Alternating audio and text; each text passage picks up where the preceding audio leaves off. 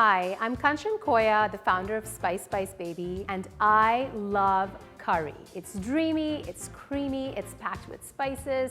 You can put whatever you want in it, and I think anyone should be able to have curry anytime they want. So today I'm going to be showing you how to make a 3-minute curry, a 30-minute curry, and a 3-hour curry. So let's get started.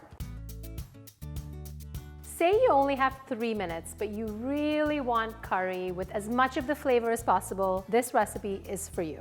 It's probably going to offend some curry aficionados, but we're going to be okay with that in the name of efficiency. First, we're going to create our curry sauce by using coconut cream. One of the things I love about curry is the creamy texture, which is kind of challenging to achieve in 3 minutes. So the coconut cream instead of coconut milk really helps us do that. We're going to add onion powder, garlic powder, and ginger powder. One of the things I love about curry is that you get to layer aromatics like onion, garlic, and ginger and oil, but since we only have 3 minutes, we're just gonna hack that by adding the powders instead. Then we're gonna add cayenne for heat. Then we add some turmeric, garam masala for those smoky notes, cumin, and coriander powder. Now we're gonna add salt to taste and some black pepper. Mix this all together. Sure is easier than cooking a curry on the stove for hours. Finally, we're gonna add our canned chickpeas that have been well rinsed and drained. And now we're just gonna cover this. Now we're gonna put this in the microwave for 3 minutes until it's hot and all those amazing flavors have had some time to get to know each other. Curry in a hurry. That smells really good.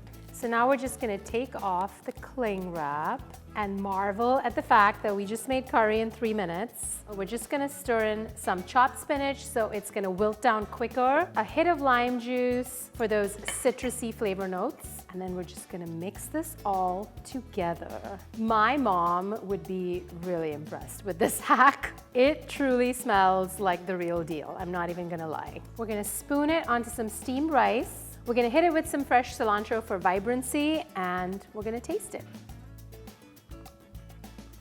This is shockingly delicious. I can taste the citrus, all the spices, the different notes, the creaminess from the coconut. For 3 minutes, this tastes like a legit curry. This is great for busy weeknights when you want to make something your kids are gonna lap up, even if your Indian mother-in-law would not approve. Say you want something a bit more authentic and you have a little bit more time, this next 30-minute recipe is just for you.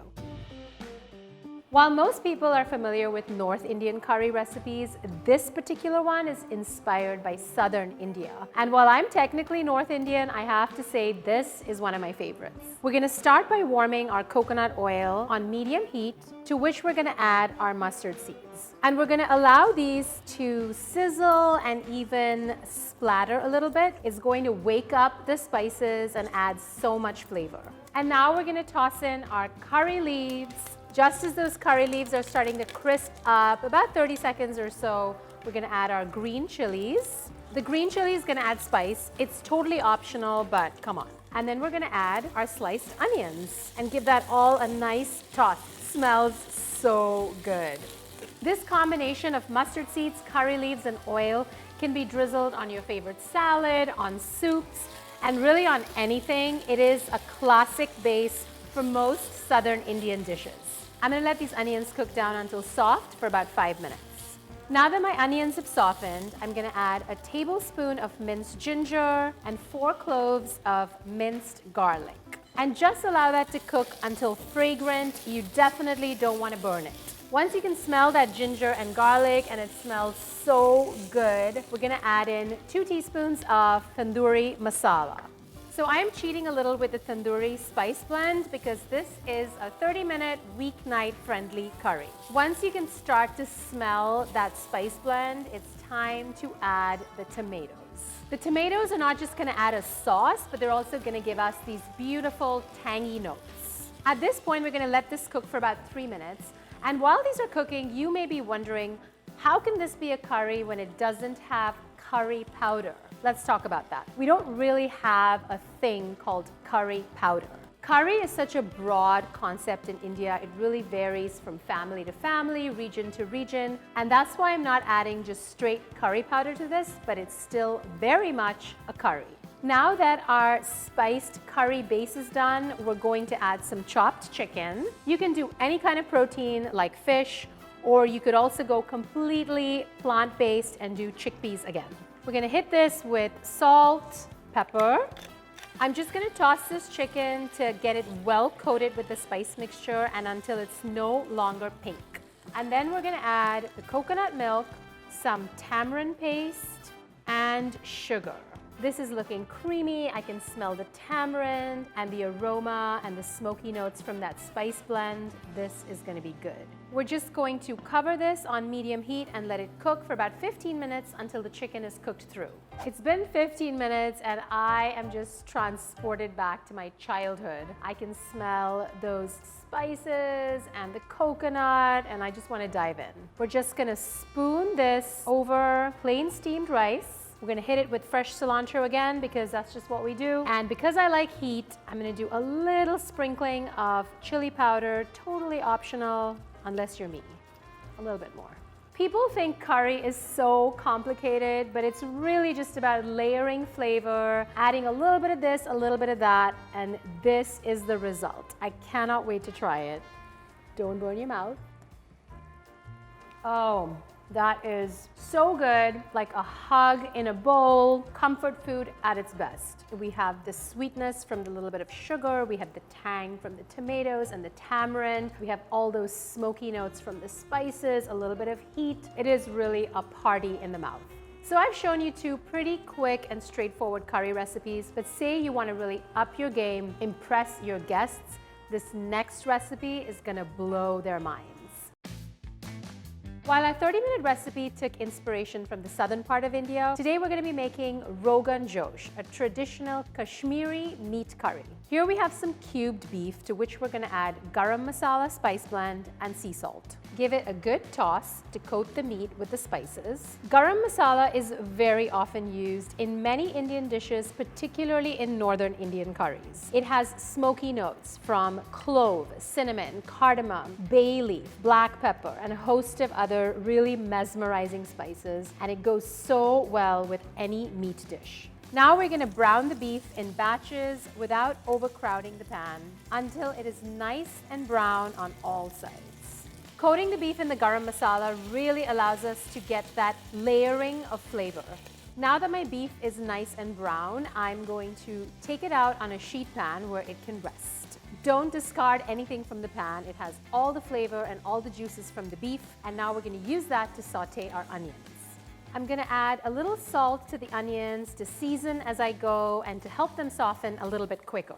I'm just going to saute these onions until they're soft for about 5 minutes. Some people like to really get the onions nice and golden brown. Do whatever feels right for you. It's all a personal preference. Our onion is nice and softened, even a little brown. To that, we're going to add our ginger and garlic. You can start to see that a lot of curries have this kind of onion, ginger, garlic in oil base in common. Now that the ginger and garlic is nice and fragrant, I'm going to add my whole spices. I'm adding black peppercorns, green and black cardamom, some whole cloves, a cinnamon stick, dried red chilies, and bay leaf. We're going to saute these whole spices with the onion, ginger, garlic mixture for just about a minute until nice and toasted and fragrant. And then we're going to add our turmeric, red pepper, cumin, coriander, fennel powder, and some dry fenugreek leaves. Sauteing the spices at the beginning of the curry as a base here is really activating the flavor, a lot of the volatile compounds, and just waking up those spices. So unlike the earlier dish where we used the pre-existing tandoori blend, here we're really building our own Rogan Josh spice blend. Our spices are toasted and beautifully aromatic, and now we're going to add back our browned beef. So because spices have antibacterial properties, they were used back in the day to prevent meat from spoiling, almost like a refrigeration hack. So we're getting the beef all nice and coated with the spice mixture, and then to this we are going to add some whipped yogurt. Some people now actually add tomato to Rogan Josh for tang. We're going with Greek yogurt. Now that the beef is nicely coated with that spiced yogurt mixture, we're just going to add enough water to cover salt and pepper. Now we're just gonna let this cook low and slow for 2.5 hours until that beef is nice and tender and all the flavors have merged beautifully together. Now that our Rogan Josh is simmering away, we're gonna make roti. Roti or Indian flatbread is a staple in every house. While it can seem intimidating, you and me, we're in this together and we're gonna figure it out. So first we're gonna add whole wheat flour, half a cup of warm water, a little bit of oil, and some salt. So I'm just gonna toss everything together and then I'm going in with my hands. So you wanna knead this until the dough comes together and does not stick to your fingers. If your dough is a little sticky, just add a little bit more flour. My dough has now come together. I'm just gonna let this rest for 30 minutes under this damp towel and we'll be back. Now that our dough has rested, it's time to roll out the roti. So we're just gonna take a little piece with our hands. You don't have to be super precise here. You're gonna make a little ball and then sprinkle your surface with flour so it doesn't stick. Coat my little circle with flour so it's easier to roll. And then we roll. Roll a little bit, turn a little bit, roll, turn, roll, turn. That should get you to a perfect circle. If your dinner guests judge you for your roti not being a perfect circle, I think you should send them home. This is a great activity to get your kids involved in. Sensory, skill building, resilience building, because it's not going to be a circle. They're going to have to be okay with failure. This looks great, so I'm going to set this guy aside and roll out the rest. Now it's time to cook the rotis. The trick here is to get the pan scorching hot, almost to the point where it's uncomfortable to place your hand right above it. We're gonna place the rotis in the hot, dry skillet for about 2 minutes. You want your roti to puff up, but if it doesn't, don't worry about it. It's gonna taste just as good. So I'm just gonna flip it. We're gonna let this go for another 30 seconds to a minute, okay? And then we're just gonna top it with a little bit of butter for extra moisture and deliciousness. That's our first roti. I'm gonna cook up the rest, and once that's done, we're gonna be ready to bring our roti and curry together. So our roti is done, our Rogan Josh is done. Let's bring it all together. I'm totally plating a whole red chili because I will eat it. As always, a little garnish of cilantro. So I'm just gonna go right in, using the roti almost as a spoon to pick up my succulent beef Rogan Josh. I can taste those rich and warm spices, the succulent beef, the tangy yogurt. The roti is just perfect to soak up all those flavors. This is the ultimate comfort food. 3 hours may seem like a lot of time to make a dish, but trust me, this Rogan Josh is worth it. So there you have it. 3 curries in 3 different amounts of time. We have the 3-minute microwave curry for when you want curry in a hurry. We have a 30-minute curry for when you want a really delicious meal on a weeknight. And then we have a 3-hour curry for when you really want to impress someone special. I hope you make them all and let me know which one is your favorite in the comments below. I'm Kanchan and there's always time for curry. Oh, yes!